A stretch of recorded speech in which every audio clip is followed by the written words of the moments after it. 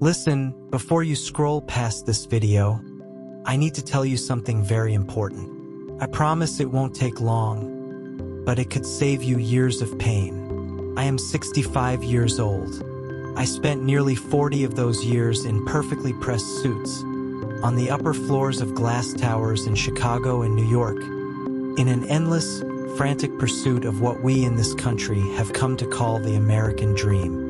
I climbed that ladder as if the secret to immortality, or at least absolute happiness, awaited me at the very top. And you know what I found there? I discovered that you can own the world, have an office where the clouds float below your windowsill, and receive bonuses that can buy you a small island, but still wake up feeling like you're the poorest person on the planet. We live in a culture that has elevated productivity to the status of a religion. From the cradle, we are taught that love, peace, and quiet are things that can be put off until later.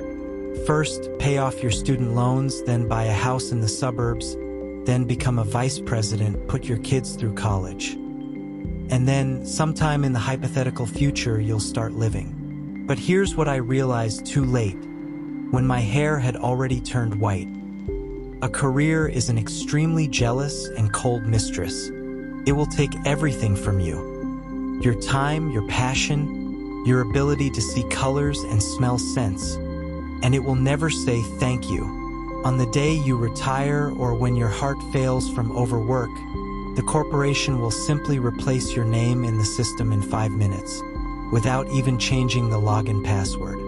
I want to tell you a story about how I won in my career but lost miserably in life. About that evening when my bank account was fuller than ever, and my 8,000 square foot house was so quiet that I could hear my own heartbeat. Please stay with me. This is not a lecture on success. It is the confession of a man who realized that the most important investment is not hedge funds, but the person who holds your hand when the lights go out in the office.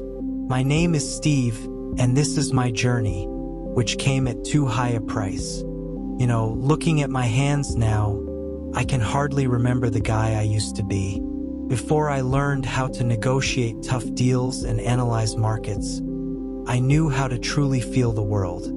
Mylania and I met when we had nothing but an old, perpetually coughing 1980s Mercedes and huge ambitions.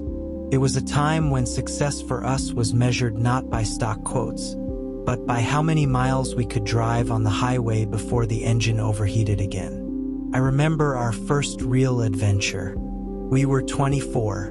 I had just started as a junior analyst, an errand boy at a large firm. Mylania had just graduated from design school. We decided we needed to see the Pacific Ocean, not the one shown in resort advertisements, but the wild, rugged coast of Oregon. We just threw a tent, her easel, and a couple of sleeping bags into the trunk of our old Mercedes and headed west. We didn't have a GPS, just a paper-ran McNally Road atlas, on which she drew little stars in places where the sky seemed particularly deep to her.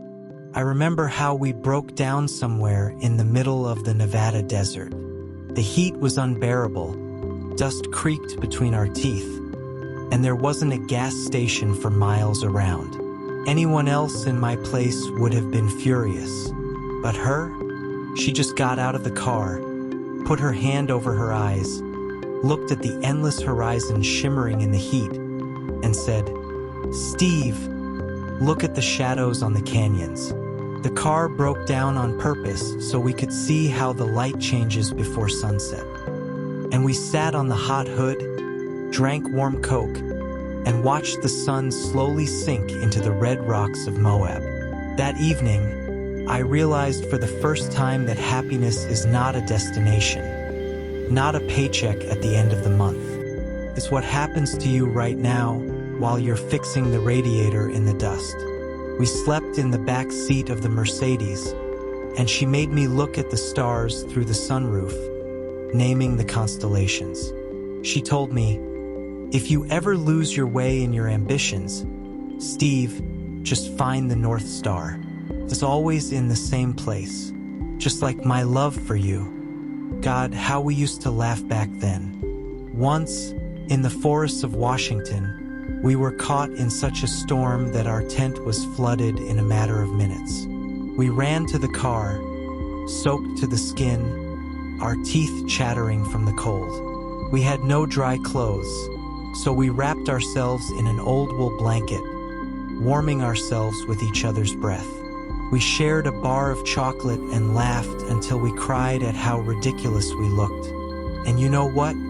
In all the years since, no suite at the Plaza or the Ritz-Carlton has given me the feeling of absolute closeness and warmth that I felt in that old leather Mercedes interior. Because back then I was all there. My thoughts were not occupied with stock quotes or my boss's opinion. I was just a guy who loved a girl. Mylania taught me to see details that money can't buy. Without her, the world would have been just a set of functions and numbers to me.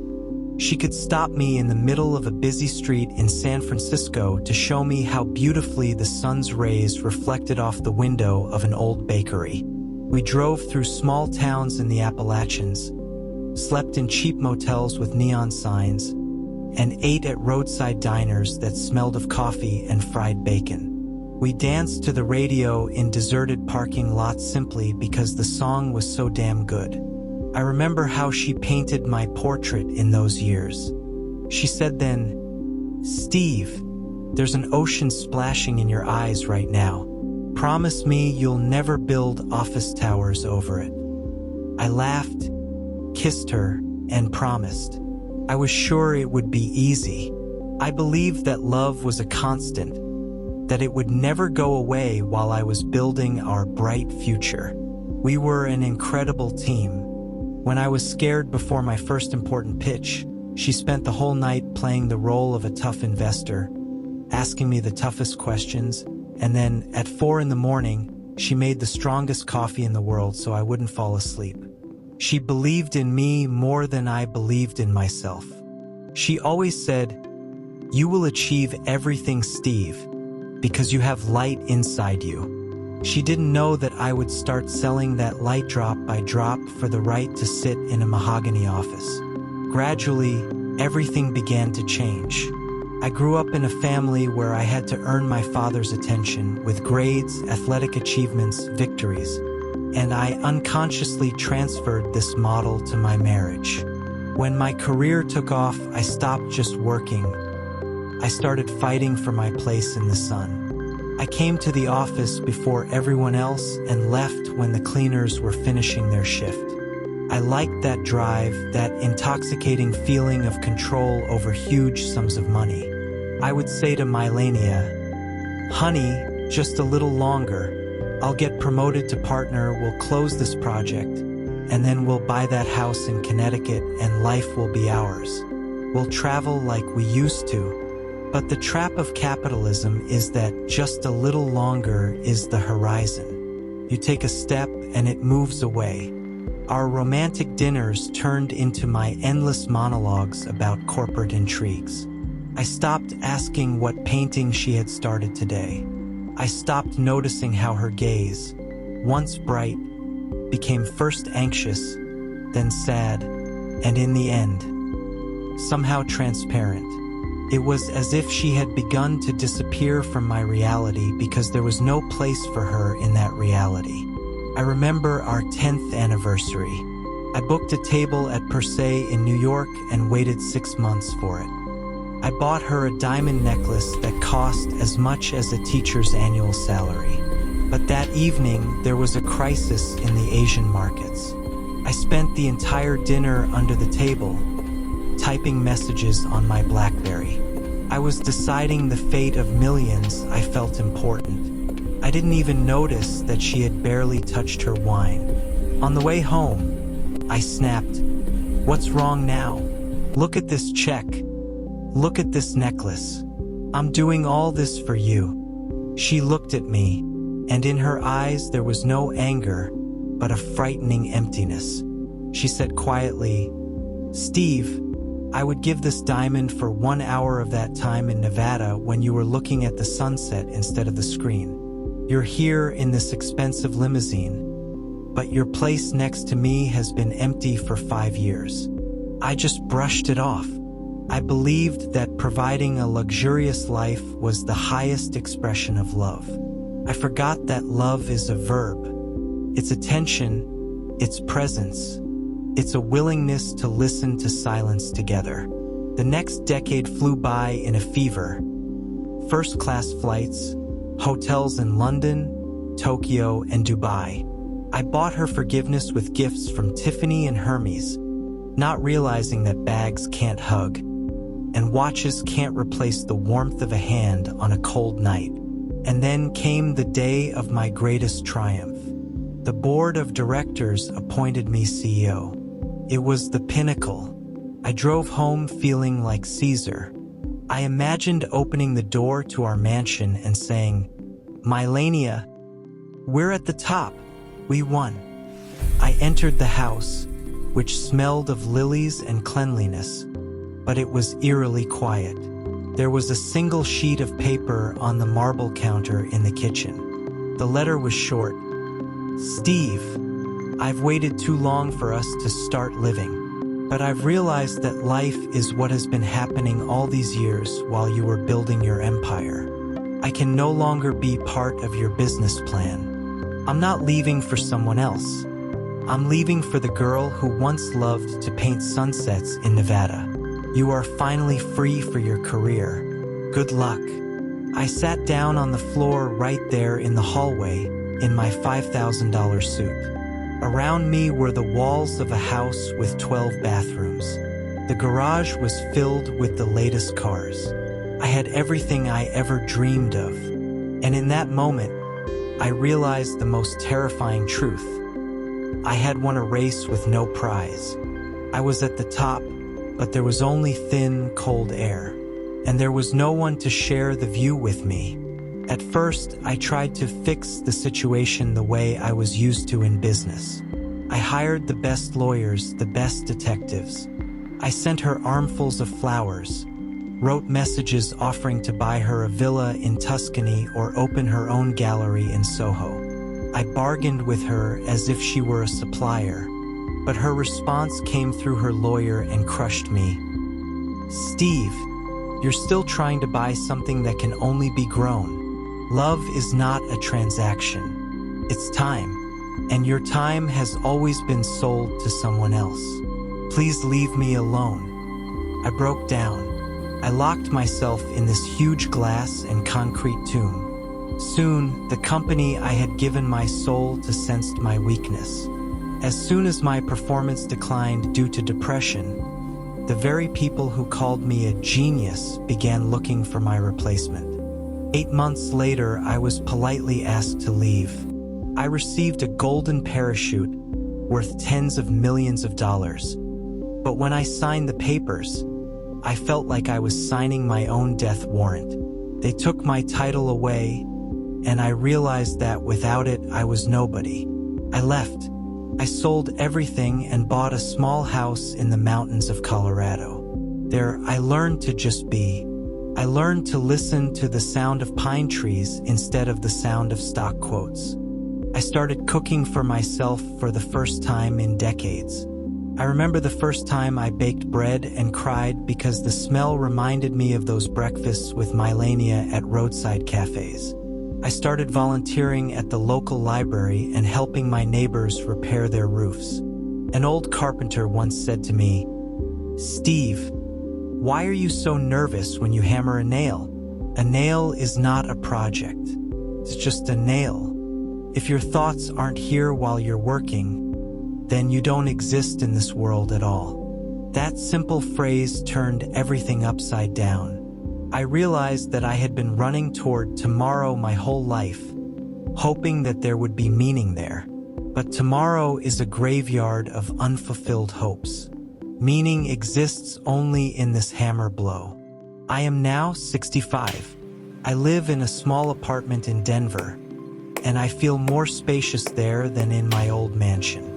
I consult for startups, but I only work 10 hours a week. The rest of the time I spend teaching young guys not to make my mistakes. I didn't find Mylania. We didn't get back together. Sometimes I see her name in exhibition catalogs. She has become a famous artist. She looks happy in the photos. And the hardest thing I had to learn was to sincerely rejoice in her happiness, in which I am not included. That is true love, I think. To let go when you realize that you were not a support for a person, but a cage. Listen to me carefully. Time is the only asset in this life that cannot be redeemed. You can go bankrupt 3 times and become rich again. But you will never get back that Tuesday evening when your little daughter asked you to read her a fairy tale, and you waved her away irritably because you were preparing a report. You can't get back that sparkle in the eyes of your loved one, which disappears forever after 1,000, "Not today. I'm busy." I fear the silence that awaits many of you in old age. It is the silence when the phone doesn't ring, not because you turned it off, but because no one needs you as a person anymore. You were a function, a wallet, a status symbol, and when that disappeared, so did the people around you. Don't let work eat away at your why. Work is just fuel to keep your fire burning. But if you burn down the whole forest for one dazzling burst of flame, you'll have nothing to keep you warm on the long winter nights at the end of your life. Cherish the little things that now seem like annoying distractions. Shared breakfasts, silly jokes, midnight trips to the supermarket for ice cream, dancing in the kitchen. These are the knots on the invisible thread that will hold your boat steady when the storm comes. Old age is a mirror. It doesn't show your title or the number of followers you have. It shows how many people care about you simply because you are you. If you see a lonely old man in an expensive interior in this mirror, you have lost everything. Life is not a sprint to the finish line. It is the art of being there. And if you feel like your thread is stretched to the limit right now, stop. Right now. Turn off this video. Put down your phone. Go home. Hug the one who is waiting for you and just look into their eyes. Say, "I am here. I'm with you, and nothing else matters." Trust old Steve, this moment is worth more than all the contracts on Wall Street. Subscribe to our channel. Here, we gather the voices of those who have weathered storms and found their shore. We share real life with all its scars and lessons. Write in the comments, what is that thread for you? Have you managed to find balance? Or do you feel like you're drowning in your career right now? I read every word you write. Your stories are what fill my days with meaning. And if you have a story that could save someone from loneliness, don't be silent. Write it down. Perhaps your voice will be the lifeline for someone else. Take care of each other. And don't forget to just be there. See you soon.